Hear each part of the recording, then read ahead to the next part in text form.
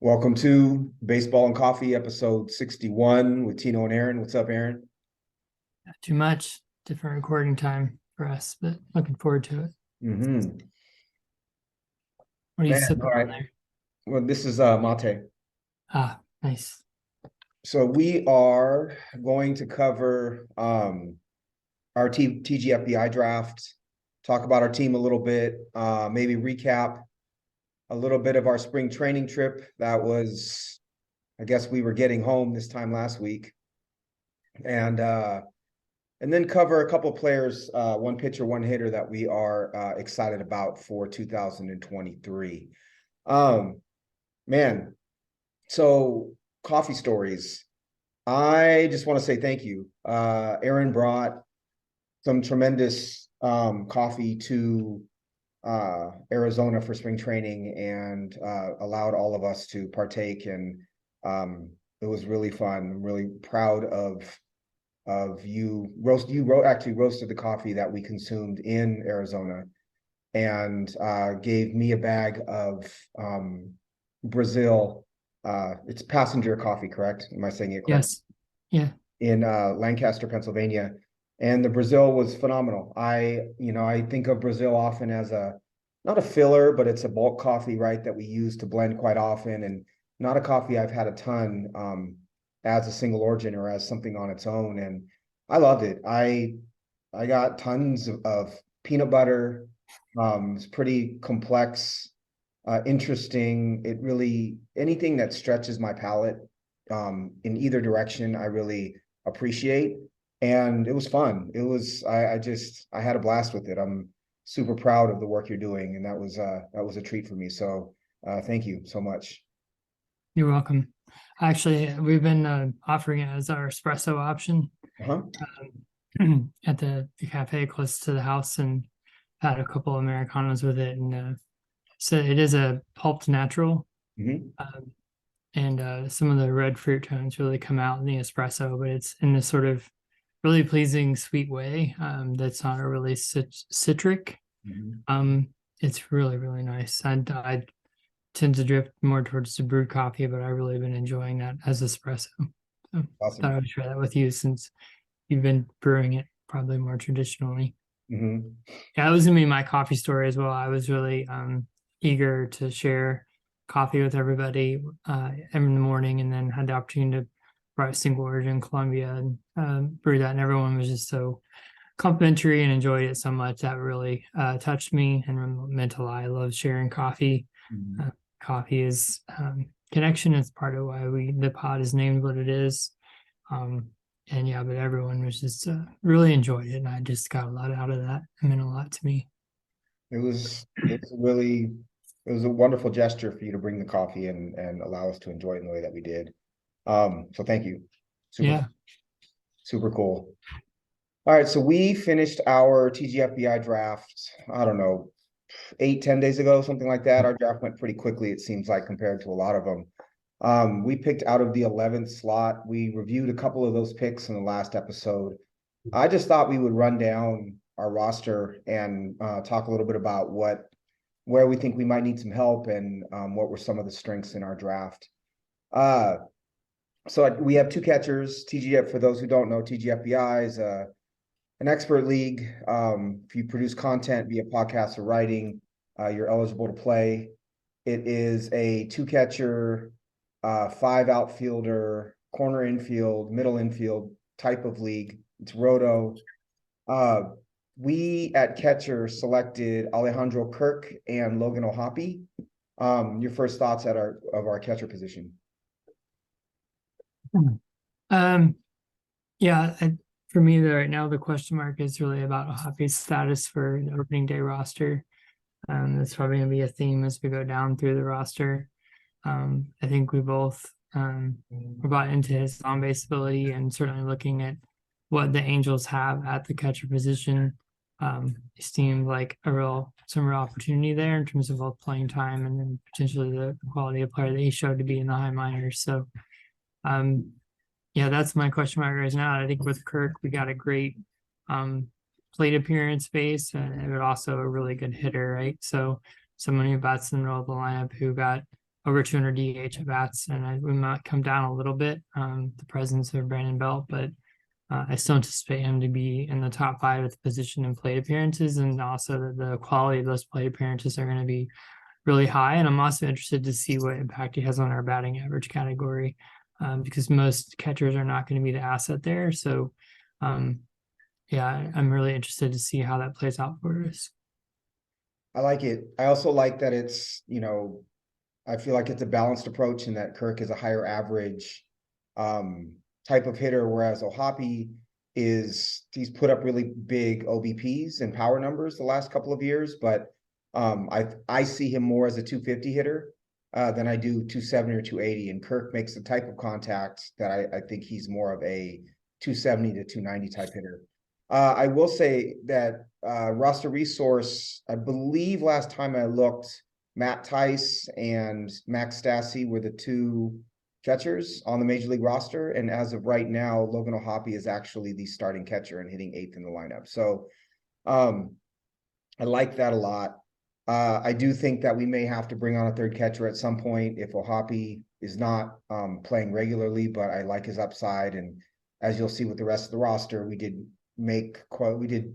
have a couple upside plays. So first base, I'd say I'd include corner infield as well. We have Jose Abreu, Josh Bell, and Matt Mervis. Your initial thoughts? Yeah, it's interesting to me that Jock Peterson is also getting reps at first base, and I thought it made me think of our roster here because that was not something I anticipated when we took him and might give us another corner option. Because a lot of our depth pieces right now are outfielders, so we might have more flexibility at the corner. But yeah, the first base, I think we talked about last time Alonso and I almost want to say Freeman, that's not right.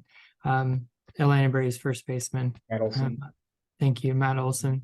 Went in the late 3rd, early 4th, and then there was kind of a gap there. So I felt good where we got Abreu.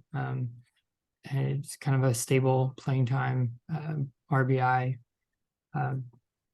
volume play. And then, Bell, I don't remember the exact timing. It's enough time has passed when we took him. I just remember he was a really high value on our board at that time. And because we have corner and utility we needed to fill, I felt like that was a real opportunity to secure that.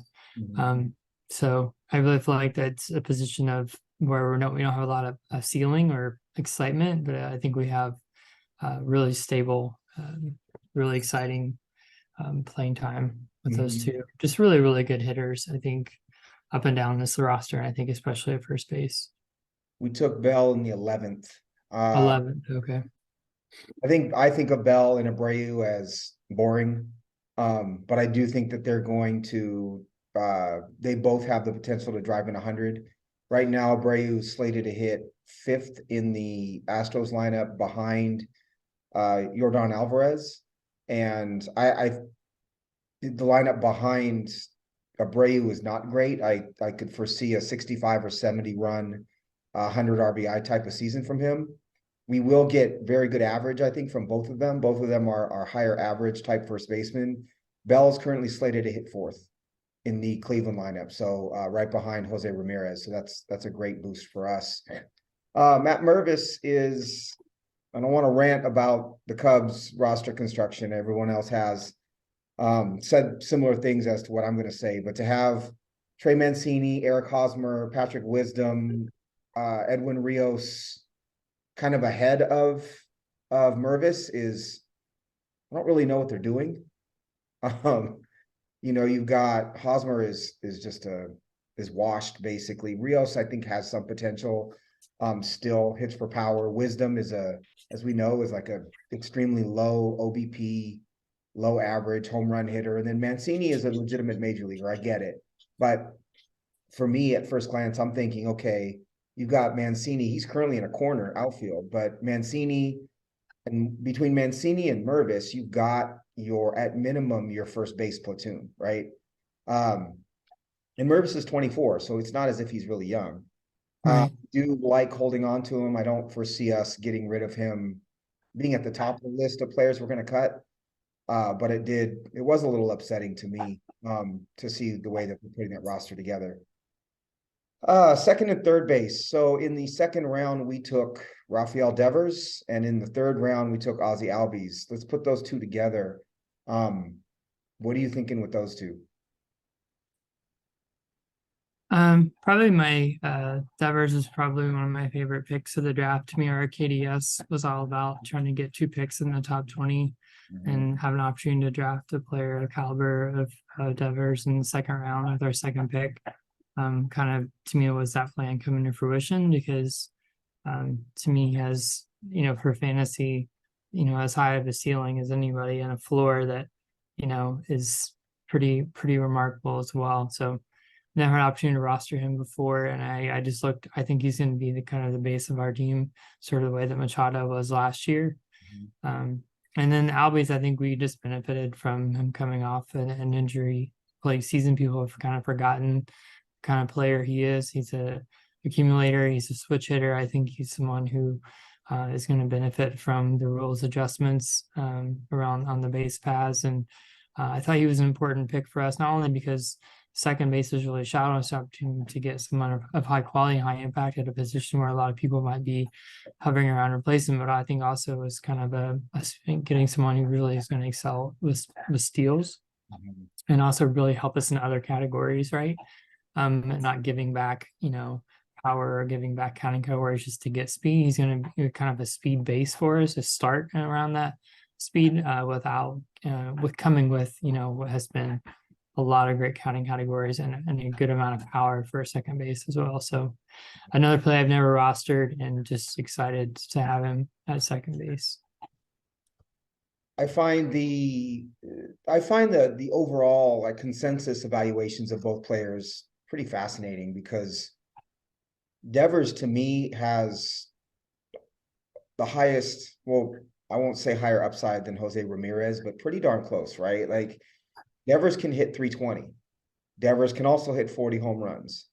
He's a really fascinating player. He has much more upside than Machado does. Machado is the safe play. Devers is the gamble. But I think that because Devers didn't have the year everyone expected last year, people tended to push him down. I've seen some people push him below Riley as well. And to me, he's got more talent in, one side of his body than Riley does in both as far as fantasy goes. Not to disparage Riley too much. I just think Devers is a much better hitter. With Albies, we've talked about this offline. Right now, he's slated to hit sixth in the lineup. He hit second quite a bit 2 years ago, and he benefited from hitting behind Acuna quite a bit. I think if Albies does come back, well, for one, because he has pretty strong platoon splits and he hits better against left-handed pitching, I do think we see him elevated to at least fifth and maybe second in the lineup against left-handed pitching. I also think if Ozzy Albies is the player that we think he is, I think you might see them move him to the number 2 hole permanently. And then that would lengthen their lineup by allowing Olsen to hit third, Riley to hit fourth on down. Because currently roster resource has Sean Murphy hitting in the 4 hole. And I don't think that's exactly what the Braves want to do. So I love both of them. As you've said, if we go through the first 4 positions, Kirk, Abreu, Albies, Devers is a very good baseline for playing time. It's a very good baseline for average. We know that they're going to accumulate. And then you put Bell in one of the corners. It's a really, really good place to start, in my opinion. Shortstop was interesting. We waited for quite a long time to select a shortstop. We just kind of kept kicking the can down the road. I'm looking at our draft. Turner and Bichette went 1. Seager and Cruz went 4. Franco and Swanson went 6. And then in the 7th, we had a run of 4 shortstops. Bogarts, Adames, Tim Anderson, and Jeremy Pena all went in the 7th. Nico Horner went in the 9th. We waited until the 13th to pick Javier Baez. So our shortstops are Javi Baez, JP Crawford, and Anthony Volpe. First thoughts with those guys. Yeah, it's interesting as you read through the names, because I remember considering outside of the first 4, we didn't really consider, but the other, once you got past the Seager, those were all names that we had like we were talking about, like if you want to do that here, and it's never as simple as this or this. But what I recall about it was, I like our choice to lean into starting pitching Mhm. really not came with a casa, but we chose to lean in there instead of getting one of the Franco Adames range. And then after that, we kept looking at Baez as like the last value, and he just kept falling. So by the time we took him, I felt like the risk that's in his profile was well worth it, because we were really getting him at a under cost. And he's still, I think, a power speed. So to get a power speed shortstop, and again, you've done a good job highlighting the batting average we've banked so far. So that mitigates a little bit of the impact he might have, if he has a really low average season. But he still has the speed and he still has the power. The ballpark dimensions are changing. So he might hit for a better average, might have a better year, right? Mhm. So, and then, to me, I think I'm really excited about Volpe. I told you in Arizona, I feel like I've been on this, um, been really lucky to be alongside of you co-managing as you've had your prospects in our home league come to the majors, and we've had them on our roster, but last year with Julio, now with Volpe, I really believe he's going to make the team.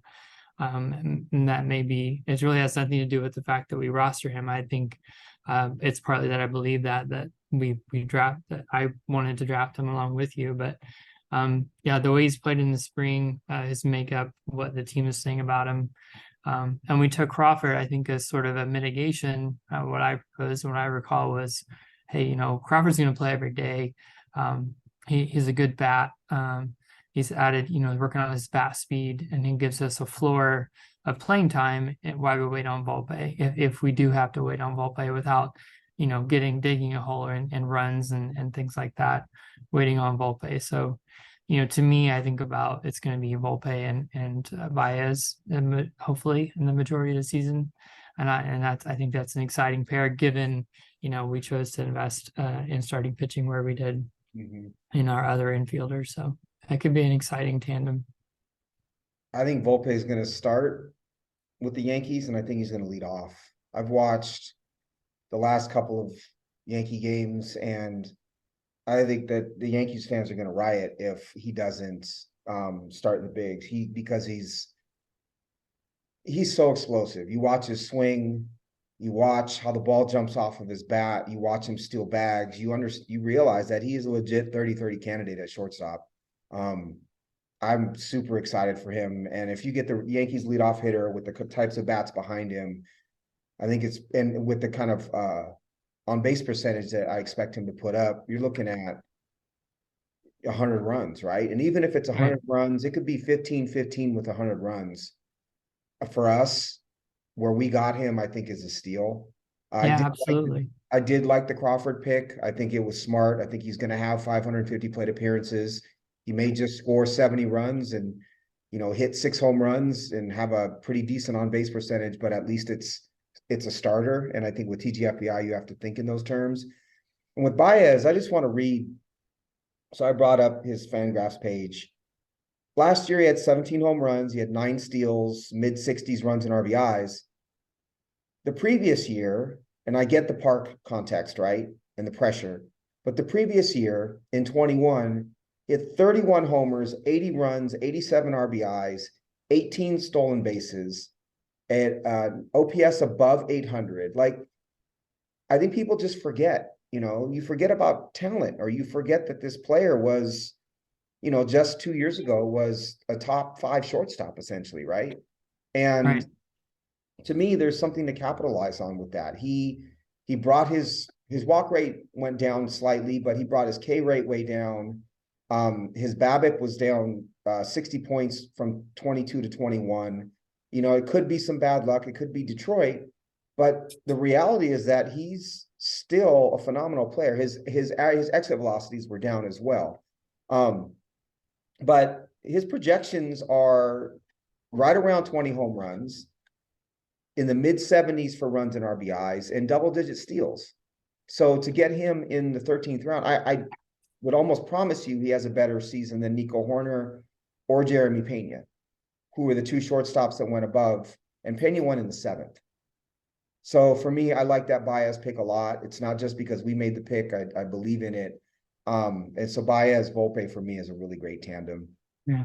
Uh, I would just add to like it's like and you've been transparent about this. Owning a Yankee isn't necessarily always the most fun, but I've just I don't have not had MILB not had a chance to watch Volpe play a lot live, and yeah, just seeing him play in spring and seeing his talent, it has been a lot of fun to watch. And I think that's what's great about fantasy, right? You get invested in these guys, chance to kind of build your team around and about them, learn about them, cheer for them, guys that you wouldn't really necessarily take an interest in or even know about. So right.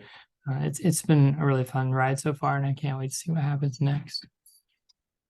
Our outfield is going to need some help. We did neglect the outfield a little bit. We started with Yordan Alvarez in the first. But our other outfielders are Cody Bellinger, Jock Peterson, JJ Bleday, Sal Frelick, James Outman, and Seiya Suzuki. If Suzuki was healthy, then we'd be looking at a 1 through 4 of Alvarez, Bellinger, Peterson, and Suzuki, which I think makes sense, right? Not great, makes sense.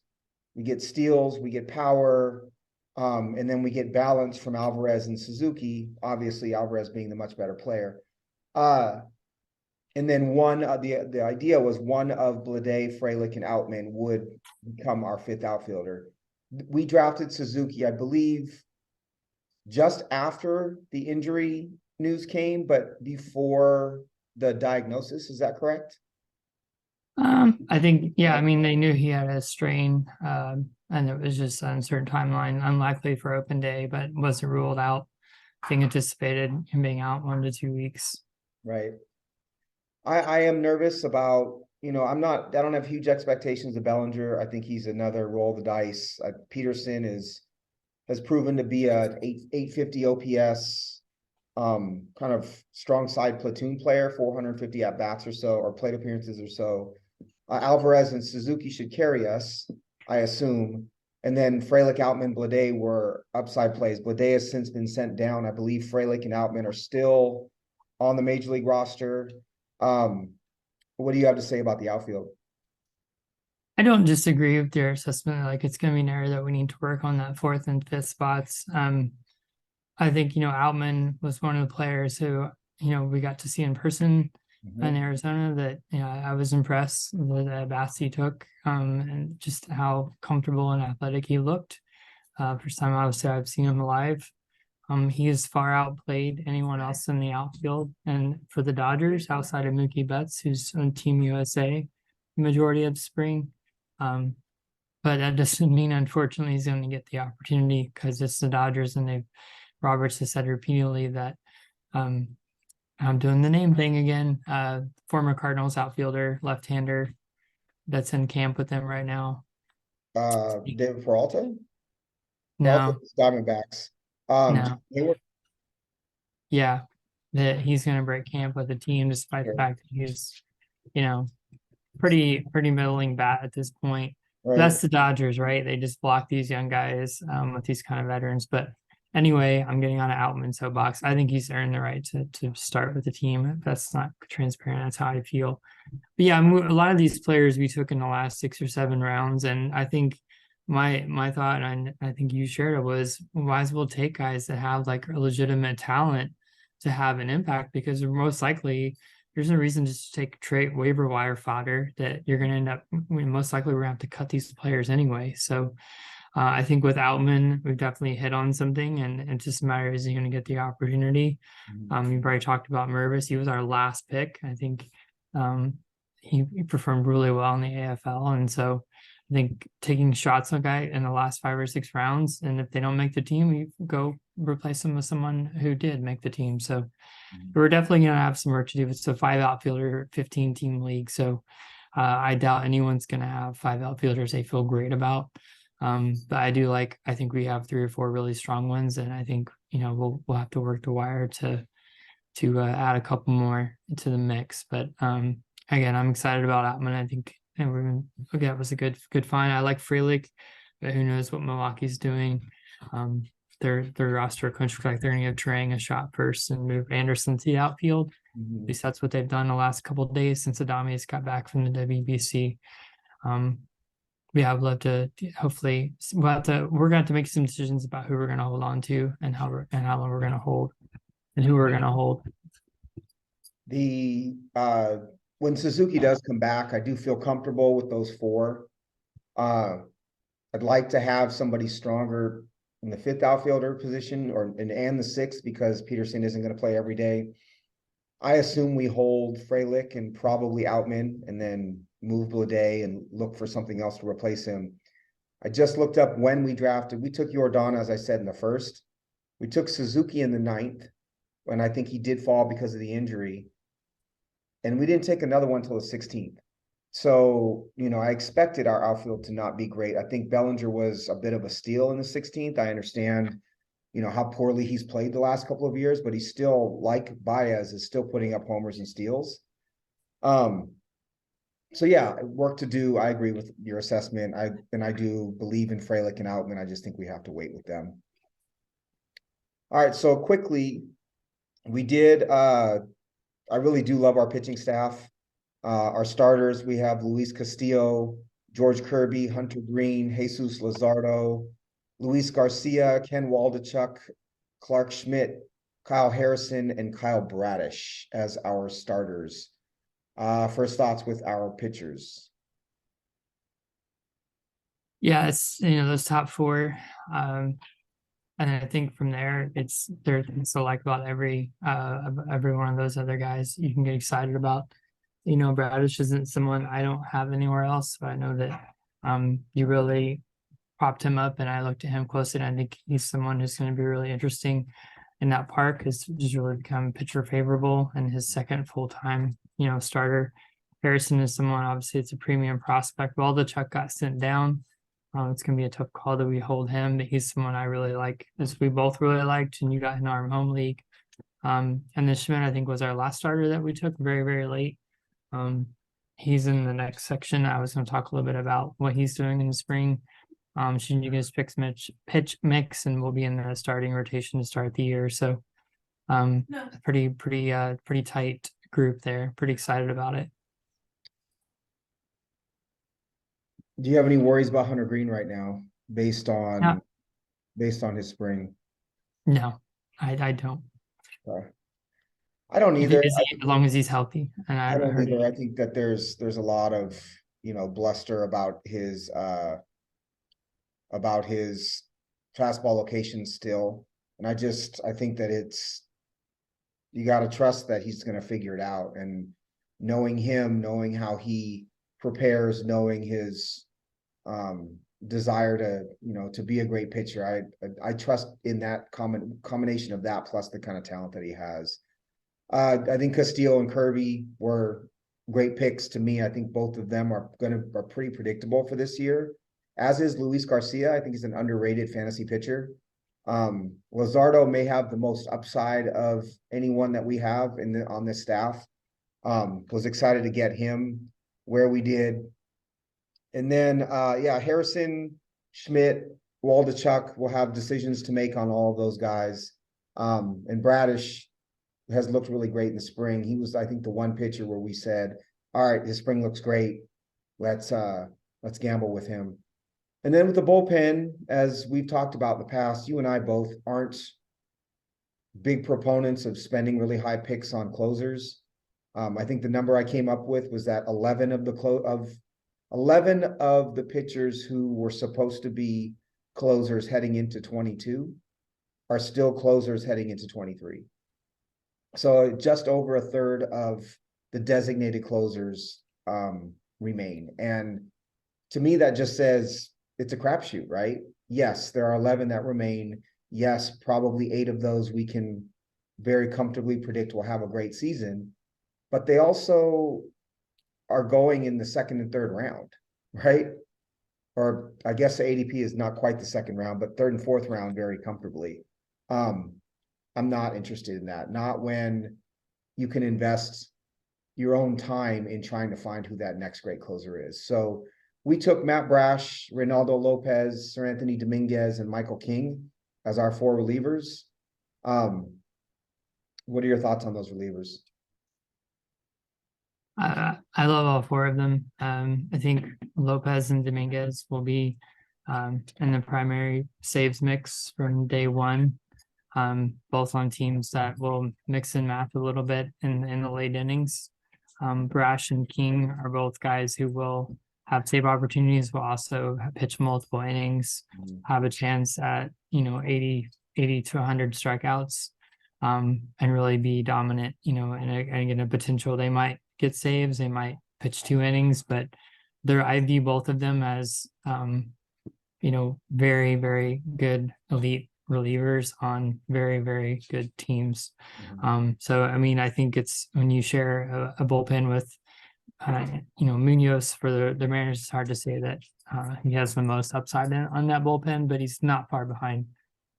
His slider is, just a dominant pitch.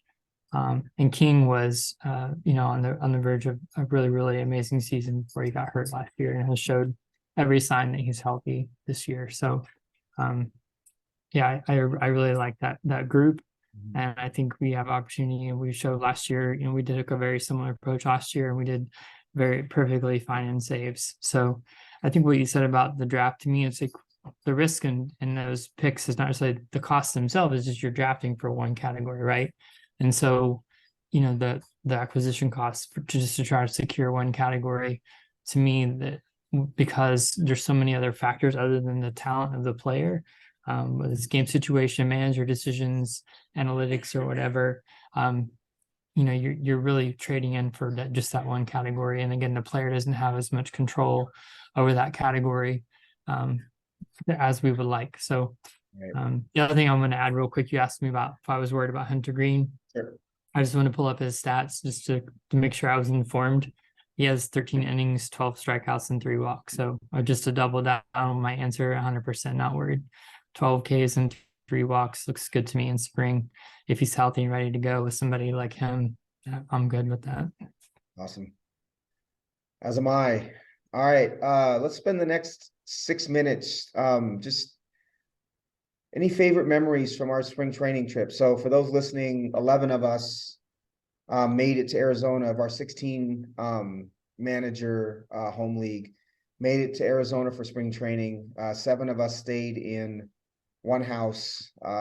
We went to the Dodgers Angels game at Camelback on Friday. We went to the Mariners Rockies on Saturday. We watched the WBC from the house. Lots of cooking, lots of laughs, a lot of fun. What stands out to you about the trip? 2 things for me. I think the draft experience, and Matt did our commissioner Matt did a great job just readying everyone. We couldn't do a live draft because everyone wasn't present, but I think he did an amazing job creating a pseudo live draft experience, having everyone, whether they remote or there, ready to go. So like that first night sitting outside, everyone was, making picks on their computer, and that really continued the next couple nights as well.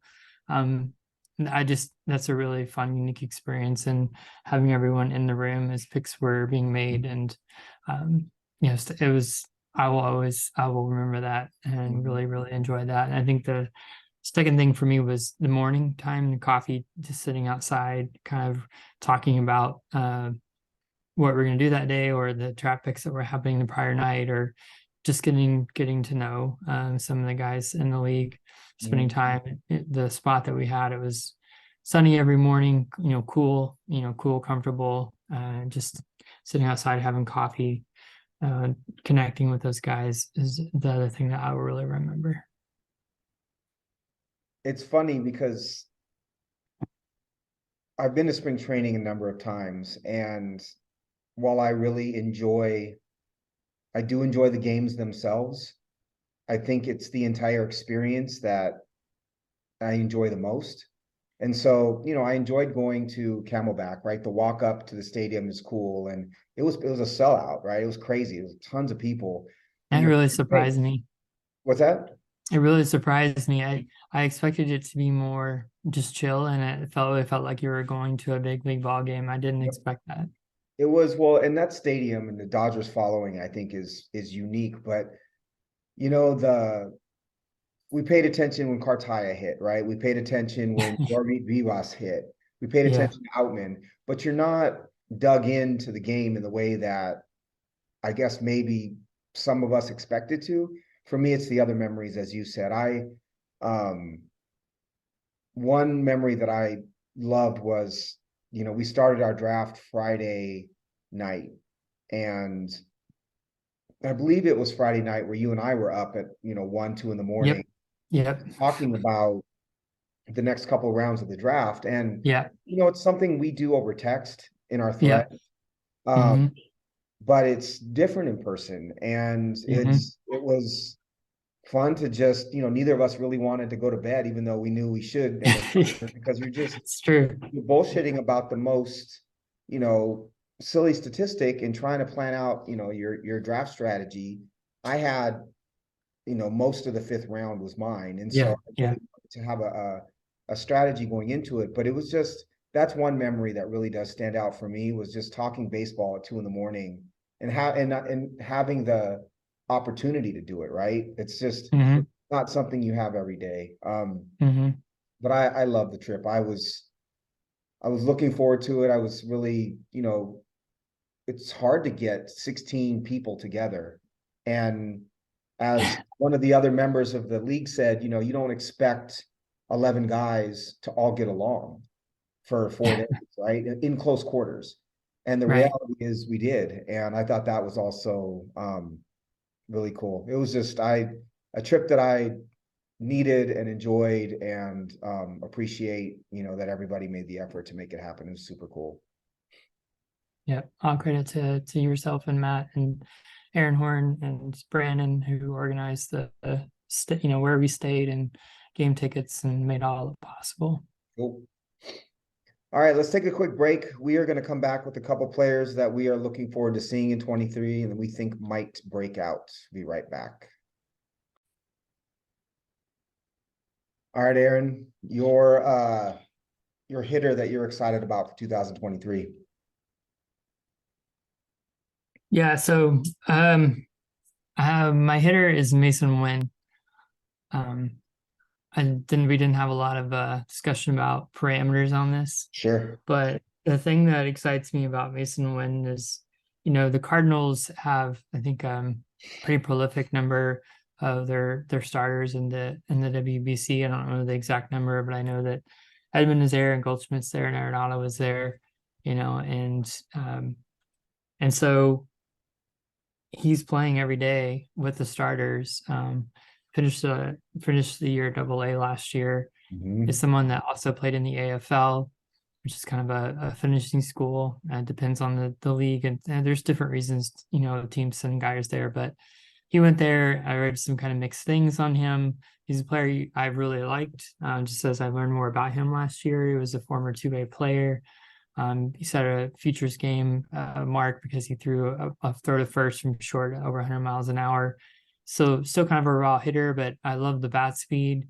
And I think what I've seen for him this spring is just a level of competitiveness. I mean, he's up there again playing with starters. With spring, sometimes the results are a little bit colored by the time of, when you're in the game and the level of competition. But to see someone as young as he is playing with the starters, and he's hitting, let's see the slash line here. I had to pull up. So he's hitting, 303 with a 389 OBP and a 636 slug and a 1025 OPS, which again, you take all spring stats with a grain of salt. But, to me, Andy has, let's look at strikeouts and walks here. He has 9 strikeouts and 3 walks, so to me, he's showed me that he's a level of, again, despite what I kind of saw as a developing raw player, the fact that he's playing this well with other big leaguers at spring training just has elevated him in my mind and just makes me really excited to see what he does next when he goes back to the minor leagues this year and how soon he can possibly press, Edmund, in the middle of that diamond there in St. Louis to get back up to the big leagues, because I think to me, he showed he's belonged. It's really opened my eyes. And again, someone I really been just kind of interested in and just impressed by everything I've watched him video wise. But I think what he's done in camp has just made him really, really excited for what he's going to do this year. What's his upside to you? His fantasy upside? I mean, he's starting to make me think he's like a potentially like 20-30 type player. With the power that he's showing and the play skills that he's showing. Mhm. I was worried that he might be kind of a light hitter or he might be too raw, but it doesn't look like that's going to be the case. And I think also, the organization matters and the Cardinals get the most. I mean, they brought guys to the majors who were not high talent, not high talent. It's not the word. Obviously, if you're a big league player, we have talent, like not high in talent, and they get really good production, right? And Wynn has some really loud tools. Yep. And so I just think I'm just really starting to elevate like what his ceiling might look like. Yeah, I think when we talked, because you asked me about when a couple months ago, I think what I said was 2020 is what I see.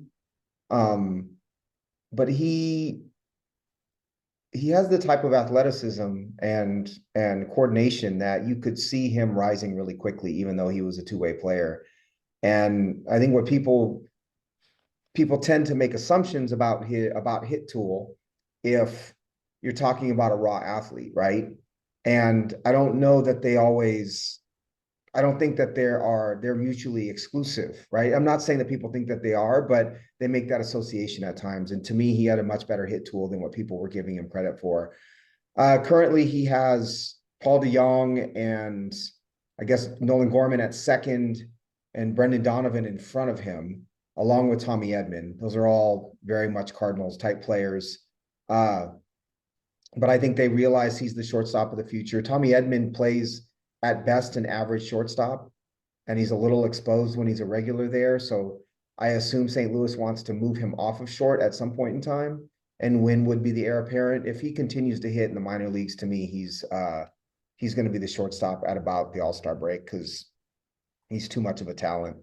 yeah, Interestingly, Matt pointed out to me he's also been playing some second base, uh, which at first glance he asked me why is he playing second. I think it's because of the shift rule, and his range would benefit them at second as well. Despite his powerful arm, I don't know that, is there a discernible difference between him playing second and short, at least right now. He can probably provide tremendous value if he is playing, if he's able to play second base as well. I love him. I'm sad that I had to let him go in our home league. same. The keeper crunch, and I'm Yeah, also uh I think he went second round in our it was the 15 first player end draft. of the first. Yeah, so obviously he was valued very highly as well. Anything else with Mason Wynn from you? Yeah, I mean, I I also had the decision. I traded him to you because I made the decision I wasn't going to keep him, and I knew that you thought highly of him, and you thought he might even break camp. So that's why I reached out. The reason I didn't keep him was his hard hit rate was in the 20th percentile last year. His swinging strike rate was another high indicator that I look at closely, was under 10%. So I loved that. When I looked at the hard hit rate, that again, that's what is was gave me more pause. But yet in spring again, he has two doubles, triple, and two home runs. Mhm. So that's the part of his game I'll be watching closely to see if that continues. But yeah, that's all I have. I do want to mention as well, real quick. I won't do a complete breakdown. My honorable mention was Brian Hayes, Mhm. because he's a big leaguer. I don't want to just talk about a minor league player. He's another player that I really love. No longer roster, but even if I don't benefit from it fantasy wise, he has three home runs and a triple this spring and limited playing time. All three of his home runs have been to left field, which is significant for Brian because he's struggled to consistently pull the ball and he's struggled to consistently lift the ball. So just to see him getting out front and lifting the ball to me is encouraging. He does look a little bit bigger physically. Mhm. I'm not Yeah. 100% confident that still going to translate to the regular season, but anytime there's signs of promise with him, I get excited for him because he's one of my favorite players, and I'm just hopeful that it continues. Mhm. I got one bone to pick real quick. So you mentioned Mason Wynn's hard hit rate, right? And hard hit Okay. rate is typically defined by being, is it 95 miles an hour or higher, I believe, something I like that. don't, I don't know. I don't know what the barometer is for the, if the MILB.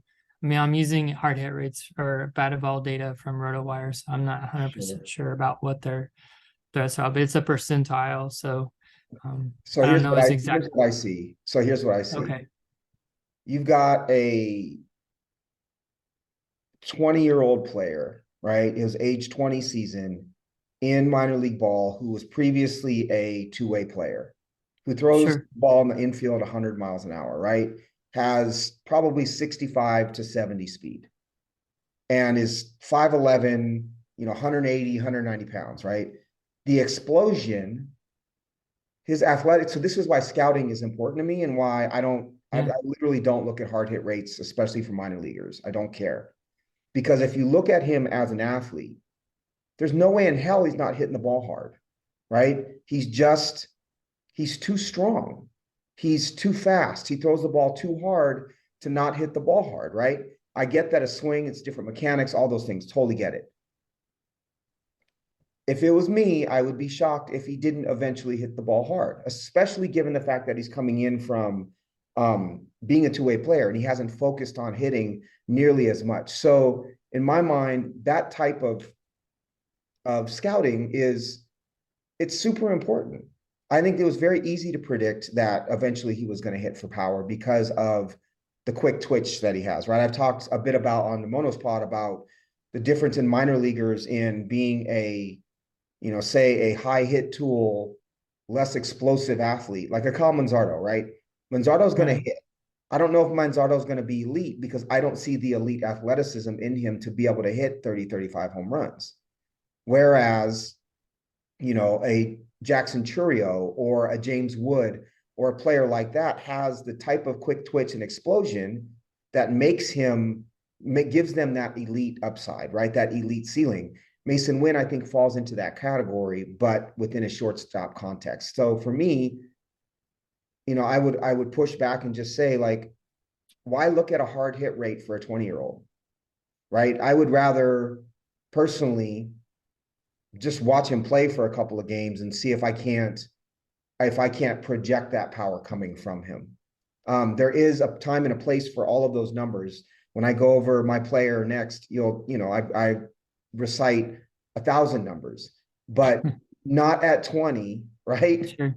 And not from that It's type of athlete. So, no, it's fair. I was just trying to outline like why I made the decision to not keep him at this time because right, we are put in that corner. We have to make decisions. And I think, as you said, right, there is no one stat, and it all has to be taken in context of that particular player and where they are in their age, their development, their team, and all that. So right. I appreciate it. I just think that one is actually predictable. Not predictable in that, just Sure. predictable in that he's going to hit the ball hard eventually. Yeah, makes sense. My player is, and I am genuinely excited about him, in part because I roster him in our home league, but also just because I have spoken about him in previous pods, is Isaac Paredes, the utility infielder for the Rays. He's been playing in the WBC for Mexico. He's 24. On Fantrax, he has first, second, and third base eligibility. Last year, he hit 204, 304, 740 with the 381 plate appearances. What's interesting about him is he had 20 home runs in 381 plate appearances. So, okay, we've got this context. Last year, he was low average, high power, multi-positional eligibility, if you like that kind of thing. But as you dig deeper, he had an 11.5% walk rate, right? 89th percentile. Only struck out 17.6% of the time, 73rd percentile. Zone contact rate of 89%. Chase rate 20.5%, which is under almost 8% under league average. Hmm. 16.5% whiff rate, which is over 8% below league average, right? So he doesn't chase, he doesn't whiff, he makes contact on almost 90% in the zone, and he walks a ton and doesn't strike out. Okay, we've established those things. What changed with him as a hitter? He started to pull the ball to left field with power. And when you look at, so he hit 20 home runs. I'm going to screen share real quickly here. he hit 20 home runs, and this is from Baseball Savant. There's where his home runs landed, right? You can see that, right? Yep. So his home runs are all landed basically left center to the left field foul pole. So I always call it the Justin Turner approach, but he basically started to get out in front of the ball and lift it, and he learned how.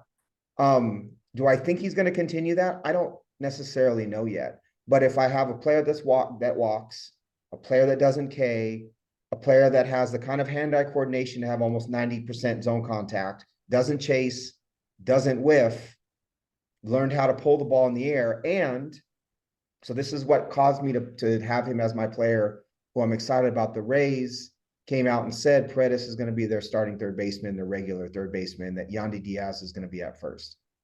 So if I know that you can't extrapolate, 20 home runs and 381 plate appearances to be 30 home runs and 550 plate appearances, because we don't know if he's going to hit for that kind of power, and we don't know if the Rays are going to give him that many. But at minimum, he's going to have that first crack at being the regular third baseman. And so to me, he is a huge source of potential cheap power at first, second, or third base in Fantrax.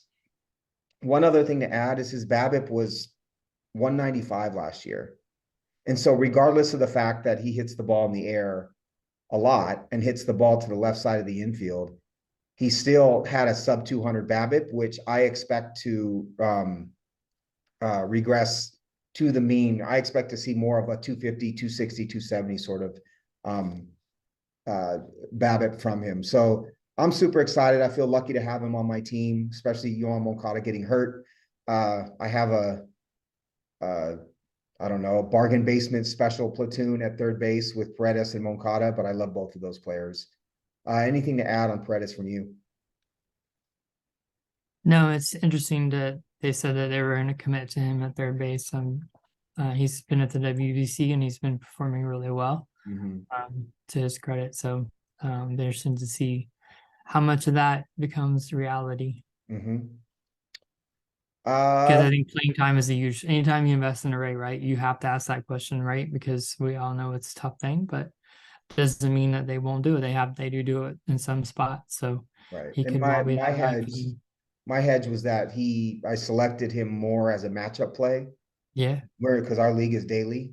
And Yeah. so I see him more as a matchup play, a play against left-handers, a play in parks with shorter fences in left field, and a play for warmer weather as well, because the ball travels. Now, if he becomes the regular and he does hit for power, then Moncada becomes my matchup play. But for now, that's how I saw him, and again, I'm happy to have him. Who's your pitcher? So my pitcher is Mitch Keller. So is this the third, fourth year, fifth year in a row? Yeah. It's good. Let me pull up here. Yeah, so Mitch Keller this spring, he's added another pitch. Me and Brandon, I like to call him New Pitch Mitch because he's always adding pitches. No, but I like to give height and weights because you always do that. 6'2", 205, 2014 second round pick. I like Mitch in part because he's someone that has struggled to live up to the expectations of him, and he's continued to evolve as a pitcher. I think one of the reasons that I like scouting pitching and I like trying to find pitchers is pitchers sometimes can be made, refined. They can get better. They can add pitches. They can change and evolve. And I like that and I enjoy that. And, Mitch was named the opening day starter for the Pirates, and I was pretty emotional about it. And this spring, again, he's added a pitch. His stuff plus is sitting at 113, up from 103 last year. His 13 Ks and only one walk in his spring so far, which is the primary stat I look at in the spring. I don't really care about ERA and stuff. But 13 strikeouts and one walk, the increase in stuff plus, and his pitch mix. So right now he's throwing a sweeper, a four seam, a slider, a cutter, his two seam. They're also registering a curve and a change, but I don't think those are really part of his arsenal. But his new sweeper is showing a 152 stuff plus. And his four seam is sitting at 120, which is that pitch has been a problem for him in the past. And then his two seam is in more of an out pitch for him, is sitting at 106. And he's locating all of his pitches very well this spring as well. So he's just like someone I'm excited to see. Somewhat of a local guy here for me. I don't get to see a lot of him live. Thank you, MLB blackout rules. But he's a player I've just had a fondness for. Brandon and I tend to pass him back and forth, and whenever he does well, I enjoy celebrating that with him because he likes him as well. But yeah, just really encouraging what he's doing with his pitch mix. And again, I just think it's cool to see these guys who struggle and really continue to try to grind away and get better. He's not a perfect pitcher by any means, but he's someone I'm excited to see. Can he take another step, both professionally and for potentially for fantasy as well? If he can increase his strikeouts, I know he could, be a nice middle of the rotation 3-4 starter on your fantasy team. That's what I was going to ask you. What do you see, if the sweeper is a legitimate pitch and he's able to maintain some of the gains that he's had, what do you see from him stat wise and fantasy wise? Yeah, I mean, I think wins are going to be a challenge, but I think if you could get over, get to like a 26, 27% K rate, keep the walks down, and I think he could post a mid 3s ERA with like a 1.15, 1.2 whip, something like that. It's a pretty valuable player. Yeah, I think so. Cool. Stay away from me. I know it. Not because of anything you said.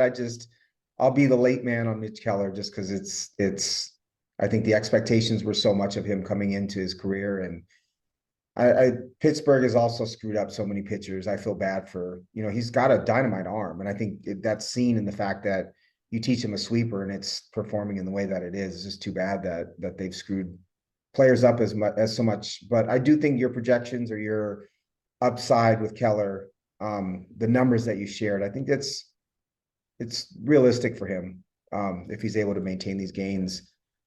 My honorable mention before we share your picture is Clark Schmidt.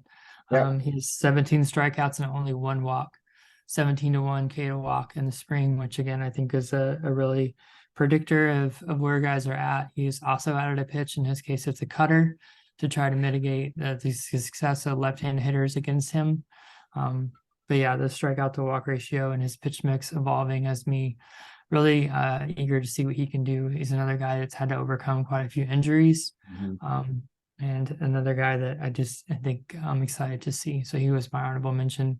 Could not say that. Like, I think 17 Ks and one walk's pretty fun. Pretty fun result so far. So he's my honorable mention. Who's your pitcher? So real quickly with Schmidt, I like him. I question whether he's elite or very good. But context is different, for him. Right field porch, not so fun. Team's going to win 95 games. Yes, that's fun. So, but he's a player that we roster together, and I do like him a lot. Mine is Andrew Heaney, 31 years old, signed with the Texas Rangers this year. I just find him fascinating more than think that he's going to necessarily be great. He's thrown 100 innings 3 times in his career. He's 31 years old. He did it in 15, 18, and in 21. So take these numbers that I share with a grain of salt, because chances are he's probably not going to reach 100 innings due to injury. But his numbers are nuts. So last season, with the Dodgers, 4-4 with a 3.10 ERA, 14 games started, 72 and 2/3 innings, 110 strikeouts. Okay. So 6.1% walk rate, 35.5% K rate, which was good for the 96th percentile, and a K minus BB of 29.4%, almost 30% K minus BB. You and I talk about 20% being a threshold that we try to look for. 1.09 whip, gets a lot of fly balls. There's 16.8% swinging strike rate last season, which is nuts. That's like big time reliever territory, right? the flip side is he gets hit, or last year at least, he got hit really hard. His average exit velocity was in the second percentile, hard hit was in the first, and barrel was in the fourth. So you either is almost like a 3 true outcome pitcher. You either hit the ball incredibly hard or you struck out. And sometimes you walked, but not often. So he had a 30.5% whiff rate on the four-seam fastball, which I found to be nuts, right? The four-seamer is not a pitch that you see tons of swings and misses on. And so to be at 30.5% is really high. The slider, they hit 170 with the 340 slug and a 44.3% whiff rate. The changeup, he might as well scrap. It got hit really hard last year, 375 average, but he still had a 36.7% whiff rate on the changeup. He did change between 21 and 22. He dumped his curveball. He went to a much harder slider, about 4 miles per hour harder. The Dodgers, I assume, encouraged that. And then all of his other numbers are crazy too. Zone contact is 6.6% below league average. Chase rate, 8% above. Chase contact rate, 15.7% above league average. Meaning, when a batter chases a pitch outside of the zone, they make contact on that pitch almost 16% less of the time. And then his overall whiff rate is 11.1% above league average as well. So tons of swing and miss, tons of health problems. To me, a risk I wanted to take in our home league. The last thing I want to add is Dodger Stadium gave to right-handed hitters over the last 3 years, gave up a 104 park factor versus right-handed hitters, meaning it was 4% overall, 4% easier to hit in Dodger Stadium. And it had a home run factor for right-handed hitters over the last 3 years of 137. So it was 37% easier to hit a home run for a right-handed hitter in Dodger Stadium than league average. He's going from that park to the Texas park, which is a 98 overall for right-handed hitters and a 98 home run rating for right-handed hitters. I say right-handers because Heaney's probably going to face a predominantly right-handed lineup.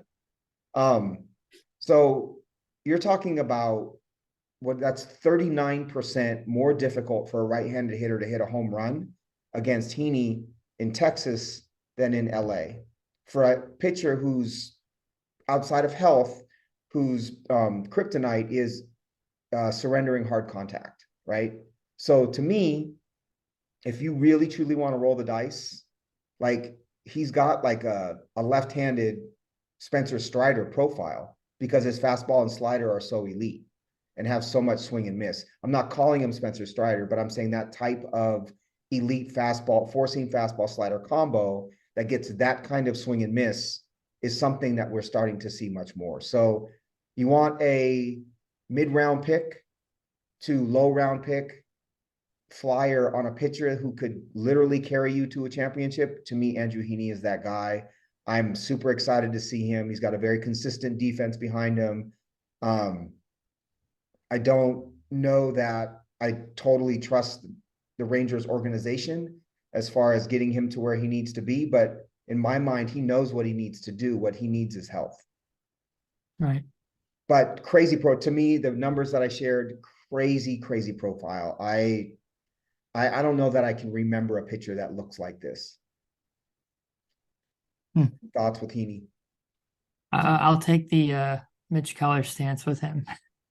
Which is what? Let somebody I'm else out. take a chance? If somebody else can take him, I'm out. Because you believe he's going to get hurt? No, I just he's someone who's always kind of oozed those some of the swing strike rates, and you say if you could just do this or if you could just do this, and he never seems to go out and do it. Yeah, but I'm proud of you that you overcome your Ranger bias and that you found some positive because we have to, right? You're not going to have 8 aces, right? You have to find guys and those 6, 7, 8 spots that you believe are going to take a step forward or that you believe are going to contribute something of value. So I think it's a really compelling case. What if I told you could have a middle reliever in our league, which values holds and saves? What if I told you could have a middle reliever who you could slot in the SP role, who gave you 72 2/3 innings and 110 strikeouts with a low threes ERA and a whip of below 1.1. I would say I hope I have two of those guys on my team already. Okay. I agree. I'm still taking the dude on my team, especially if he has starting pitcher eligibility, right? So Right. for me, I spoke about the upside if he was to stay healthy. If he gives you 70 innings, similar to last year, he is still of value, especially in the lower rounds. Sure. So we'll see. I think these were two fun players to go over. They were two players that I do roster in our home league, admittedly, but I rostered them because I believe in their profile. So we'll see what happens. Okay. All right, man. Anything else? My open forum is just going to be how excited you were, if you are, for the Mexico Japan game tonight, and then the finals against the States tomorrow. Okay, so I am half Mexican. I'm half Filipino. Go Anthony Volpe. It's important to me, but I'm also third generation on both sides. And so I am rooting for I'm rooting for Mexico, but it's like 60-40 against Japan. In part because I love Otani, I love Sasaki. I think the New Bar story is pretty cool. I love a lot of players on Mexico as well, but I don't have, to be honest with you, I am rooting for the US team, although a lot of the players on the US team I don't really like that much. Yeah. I'm a little, I'm conflicted. I think the team that I really wanted to see win was probably the Dominican Republic, if I'm being honest. Yeah. They had they Players. got a lot of steam and they didn't play that well, which, Right. it's But not it's funny because I was born in Seattle, lived in Chicago and Detroit, now Walla Walla. I don't have like the Mexican national soccer team, which is a huge deal. I kind of don't like them because they're arrogant and they haven't won much. I root for Argentina and Brazil oftentimes. So I guess my allegiances are kind of like us in baseball. I think as we become deeper embedded in all of this, we sometimes lose some of the passion for our teams and we just become evaluators. I still have the Mariners passion, but that'll be the last one to die. I want to see exciting baseball. I just think it's cool to watch the intensity, to feel the intensity in the stadium, right? Because people are comparing it to playoff baseball. I think it exceeds playoff baseball. I think it's more like a World Cup soccer game than it is playoff baseball. And to see players, especially the American players, where you don't always see that kind of emotion from them. To see Mike Trout, the big joke I is was to say, who is that Trout guy? I don't yeah, recognize him. now we get I to don't recognize him. now we get to see Mike Trout in a playoff atmosphere, right? That's what people are I joking. guess. But no, or Otani, right? Otani has been so fun to watch and Yep. it's electric. It really is electric to see, Jose Quijada's literally his jersey is all the way unbuttoned and the way they're celebrating every hit and celebrating every, strikeout is I wish baseball was always like that. I know it's unrealistic, but it's been Right. super fun. How about you? Yeah. Yeah, I don't have FS1. I'm heartbroken. I really want to watch this game with Sasaki versus Sandoval. And yeah, there's so many players on the field tonight, and the US team, the way they played the last 2 days, like you, I don't necessarily like a ton of those guys. But yeah, it's and I think they've gone 4-0 so far, but I was reading today, like people are saying, well, it's because they were in a weak bracket, but they've yet to lose. And with Sasaki and Yamamoto and Darvish and Otani, they have like a 1.8 ERA so far. So me and pitching. So I'm gonna be following however I can tonight, and I'm really excited to see the finish. It's gonna be super cool. All right, man. All right. It's good to see you. Yeah, good talk. All Talk to you right, brother. soon. We'll Be see you well. next week.